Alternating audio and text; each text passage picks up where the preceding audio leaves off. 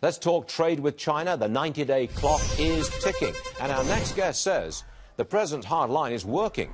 He wrote this on FoxNews.com. Trump's tough stand on China trade will benefit America and the world. Andy Puzder wrote it. He's the former CKE restaurant CEO. All right, Andy, I take your point, but it's great for America and great for the world only if we get a deal, and it's a good deal for America. There's no guarantee we get a good deal, is there?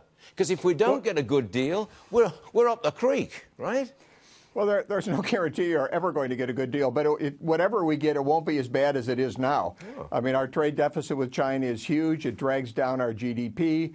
They steal our intellectual property and sell goods back to us, manufactured with our technology in industries they subsidize. They've messed up the World Trade Organization. You know, the world can really benefit from what the president's doing, and it will benefit. The extent of how much they'll benefit depends upon how good a deal he can negotiate, and part of that is how much patience he can get and how much support he can get from the American business community and the investors on Wall Street. Well, do you think the American business community and investors on Wall Street, do you think they back Mr. Trump all the way through the 90-day deadline and then into the new year? Because it might extend.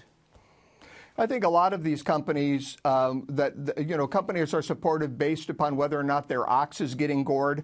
I think the way that we report earnings, quarterly, the way that the public is very focused on whether or not companies are profitable in the short term as opposed to often in the long term. I think people feel pressured to oppose the president's policies, even though they may internally support them from a long-term point of view. But I think he'll get a lot of support from the business community. I just hope people have the patience to let us work our way through this. Let the president negotiate this deal.